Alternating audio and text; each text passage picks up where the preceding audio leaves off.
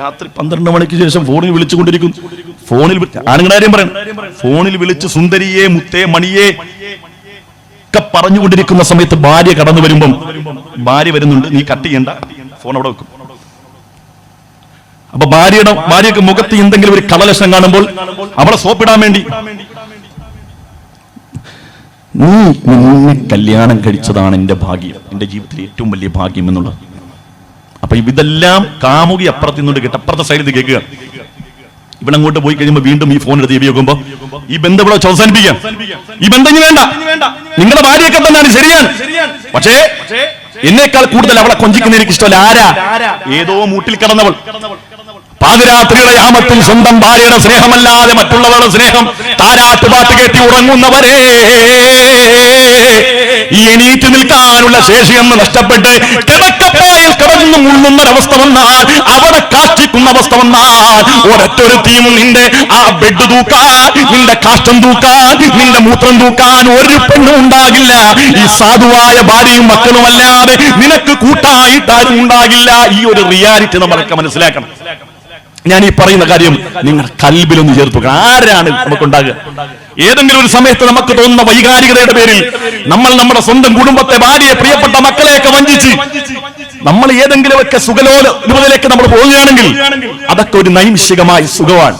അവസാനം നമ്മൾ നമ്മുടെ ഭാര്യയുടെ കാൽക്കൽ വരും.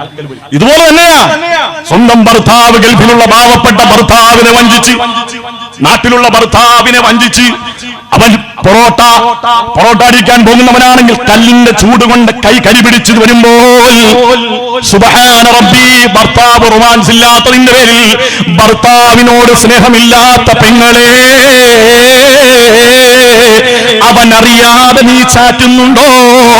അവൻ കാണാതെ നീ മെസ്സേജ് അയക്കുന്നുണ്ടോ? അവൻ കാണില്ല, അവനെ നിനക്ക് മണ്ടനാക്കാം. പക്ഷേ ഇതെല്ലാം കാണുന്ന ഖാലിഖായ റബ്ബ് മുകളിലുണ്ടെന്നുള്ള ചിന്ത വേണേ പെങ്ങളെ. റബ്ബിതെല്ലാം കാണുന്നെന്നുള്ള ചിന്ത വേണേ ചെറുപ്പക്കാരാ.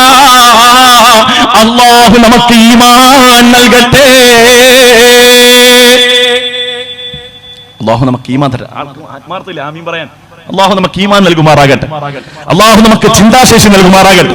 അല്ലാഹു നമ്മളിൽ നിന്ന് വന്ന എല്ലാ വീഴ്ചകളും അല്ലാഹു വിട്ടുപുറത്ത് മാപ്പാക്കി തരുമാറാകട്ടെ. അങ്ങനെ എത്രയെത്ര അടയാളങ്ങൾ അല്ലാഹുവിന്റെ ഹബീബ് പറഞ്ഞു. അങ്ങനെ എത്രയെത്ര അടയാളങ്ങൾ അല്ലാഹുവിന്റെ ഹബീബിന്റെ തിരുവചസ്സിൽ നിന്ന് വന്നു.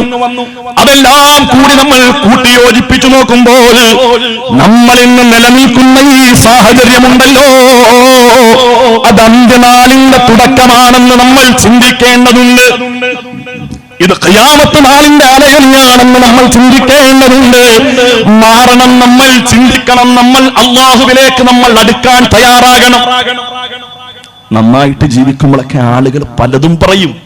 ആളുകൾ പറഞ്ഞു തരുന്നുണ്ട്, പുതിയ കാലത്ത് ഇതൊക്കെ എന്തിനാ ഉസ്താദേ ഇതൊക്കെ പറയുന്നു? മനുഷ്യർ അവർ സന്തോഷിച്ചോട്ടെ, മനുഷ്യർ അവരെ ആഘോഷിച്ചോട്ടെ, അവരുടെ ഇഷ്ടമല്ലേ. മനുഷ്യർ ഒരു ജീവിതമല്ലേ ഉള്ളൂ, ഒരു ജീവിതമല്ലേ ഉള്ളൂ ഉസ്താദേ.